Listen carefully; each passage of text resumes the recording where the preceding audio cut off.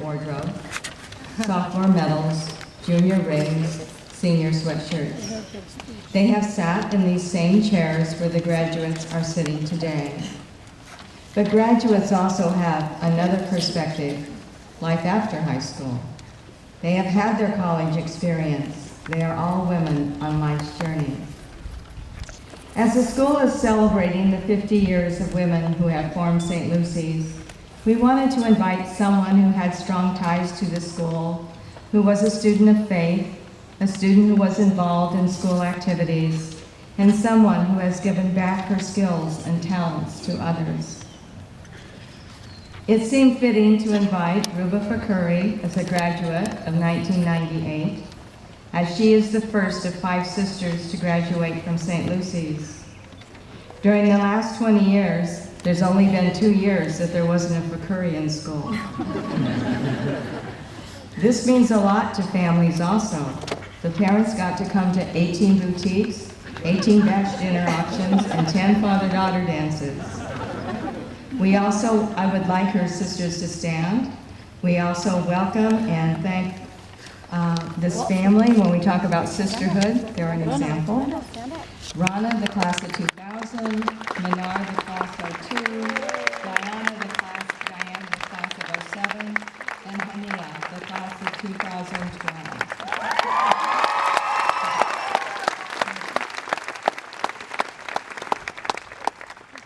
Like all graduates before us, in high school, Ruba Priory Rascala was involved in school, friends, homework, activities. She was a strong academic student. She was ASB vice president her senior year. She played basketball, and the team went on to CIF finals and state competition. Hello. She was an Hello. active member in the Kiwan Club, Hey, what's the up? Drama Club, the Honor Societies. She's getting introduced. After graduating I'll from put you on high school, speaker. Ruba attended UCLA You want me to put and you on majored speaker in so you can hear the psychobiology. introduction? She went on to complete her Okay. doctorate at Columbia University School of Dental and Oral Surgery. Yeah. She did her residency at the University of Michigan at Ann Arbor. While attending I'm recording Columbia, it on she the was camera. selected as the college representative No problem. to sit on I'm the gonna board put you of on speaker, trustees okay? for the State of New York's Dental Association. Wherever she has You're on been, she has speaker. sponsored and taken part in providing dental and surgical care to the underprivileged and families who can't afford it. She's received numerous awards for her outstanding ability, leadership, and volunteer service. Dr. Ruba lives in New York City with her physician husband and her 2 young sons. So at this time, I would like to introduce you to Dr. Ruba.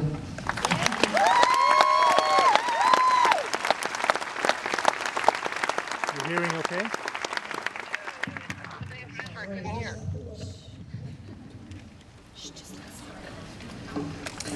Well, thank you, Sister Monica. Hello, class of 2012. Congratulations on reaching this day, and thank you so much for the honor of being able to be a part of it.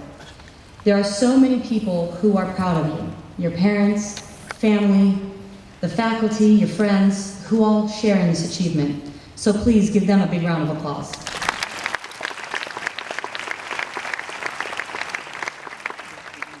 A few weeks ago, I received a letter in the mail. And when I saw the letter was from St. Lucy's, don't ask me why, even 15 years later, my stomach dropped. I actually thought, what did I do? And then I realized I'm not in high school anymore, obviously. This letter, asking me to be part of your commencement, was truly an honor and humbled me, because I really believe that St. Lucy set the path to the woman I am today. I remember being in your shoes. I remember that excited and that anxious feeling so many of you have. I also remember that I was so thankful but ready for a fresh start in college. And I also remember that I don't remember one word the speaker said or who the speaker was. So, on that note, if there's anything I want you to take away from this speech, is that I want you to persevere. Persevere and persevere. I know you've heard this saying before, but a professor of mine once told me, Ruba, if you really want to make God laugh, tell him your plans. Now, in my mind, I was saying, okay, crazy lady, if I don't plan, how on earth am I going to get anywhere in life? Well, the truth is, we can choose our direction in life, but plans change. Sometimes they may be better than we could have ever imagined. I didn't wake up one day saying, gosh, I can't wait to stare into people's mouths and carve teeth and suck out saliva. The truth is, I really didn't even like the dentist. And shocking, I mean, who doesn't like the dentist, right? But the truth is, I went to UCLA and I had a plan. I thought I was going to get married right after college, and I was going to go to med school and meet my husband there, and, well, get married, obviously I met him before, but you know, go to med school and then have a child or two during residency that my mother was going to take care of because I was never going to leave California. And if I had a daughter, I was going to send her to St. Lucy's. I mean, that was my plan. But God had a different path for me. At UCLA, I stumbled upon a volunteer group that went into impoverished areas in Los Angeles. They provided medical and dental care, and this mobile care unit changed my life. As I began to help these dental teams, I saw how much they were in need and how grateful these children were. These dentists were so happy and almost instantaneously changed the lives of these individuals by creating a better smile and providing so much more confidence.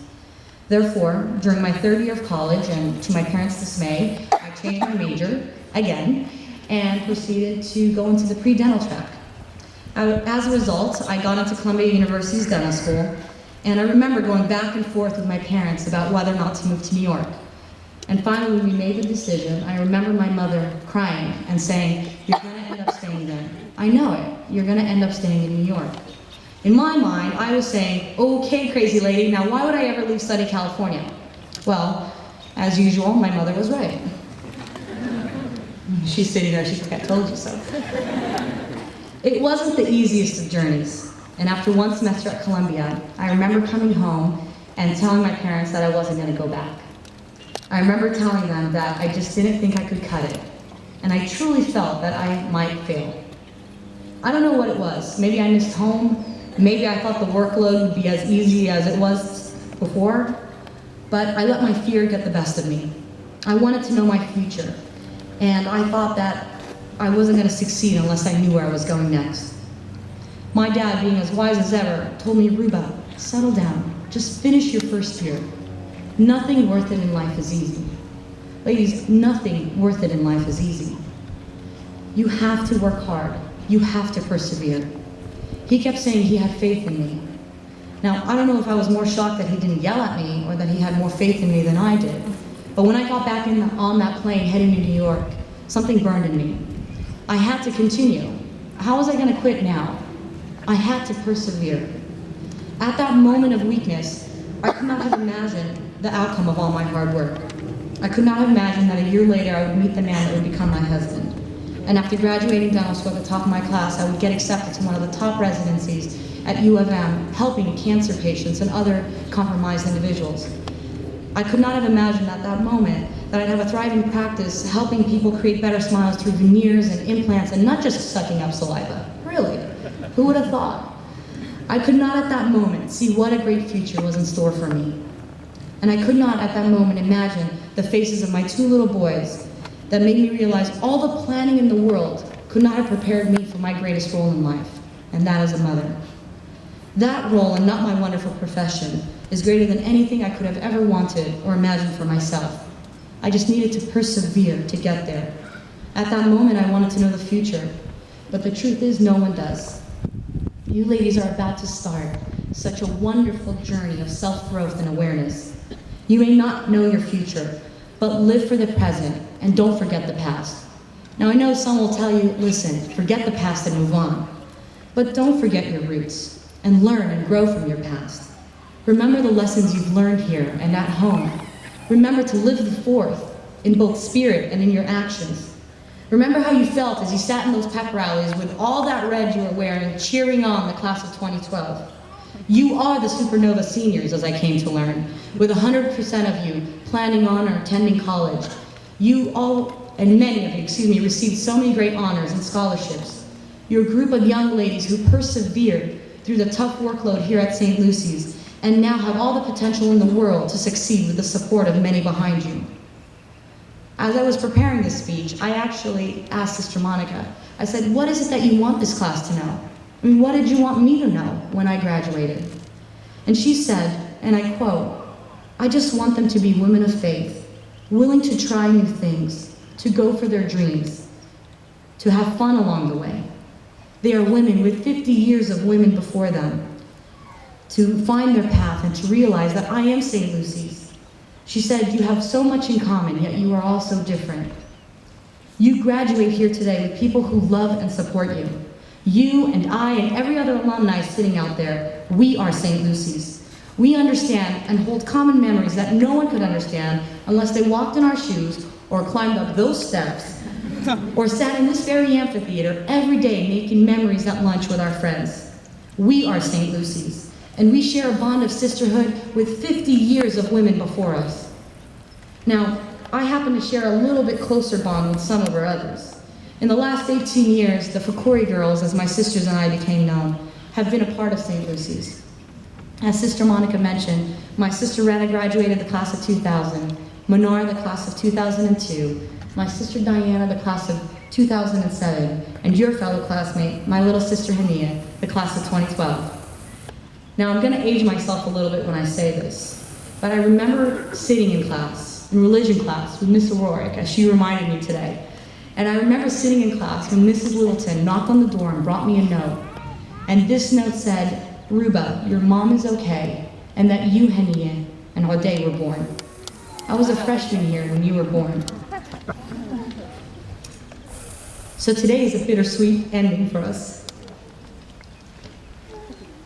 I said this speech 10 times and I didn't cry once. We have many people who influence us over the years, from St. Lucy's faculty, the staff, our fellow classmates, and alumni. Many who have become our friends along the way. But our greatest influence has been and continues to be our parents. My mother is a symbol of a strong woman, raising 7 kids and never missing a moment of our lives. And my father is a symbol of perseverance. He struggled and suffered a stroke just 10 days ago, and here he is today.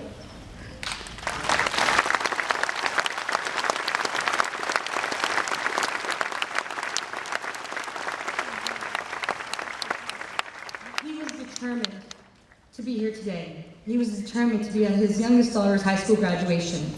He, ladies, is a prime example of perseverance. To persevere, a verb meaning to continue in a course of action, even in the face of difficulty, with little or no indication of success. So what does that mean for you? What does that mean as you enter this world? It means you have to be willing to roll with the punches when the going gets tough. Whatever path God takes you in, enjoy the ride. Live life to the fullest and learn from the mistakes that you are going to make. So whether it's starting a business or becoming a dentist or raising an amazing family, remember that making your mark on this world is hard. It takes patience. It takes commitment. It comes with plenty of highs and unfortunately plenty of lows. But persevere. You are destined for greatness in life. So as my children's favorite author, Dr. Seuss says, you, my dear ladies, you have brains in your head and you have feet in your shoes, and you can steer yourself in any direction you choose. And will you succeed? Yes, you will indeed. 98 3/4% guaranteed. Congratulations, ladies. Congratulations to your parents, your family, to your friends. Congratulations to the faculty and staff for another great year. Thank you for the honor of being able to be a part of your graduation, and may God bless you on all your future endeavors.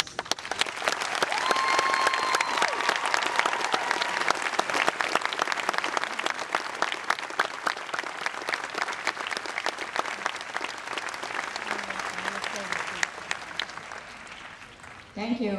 I hope the graduates go home and write down 3 thoughts. So in case we ask you in 10 years, you'll remember who your speaker was and what she said. Okay, deal? And now the moment we've been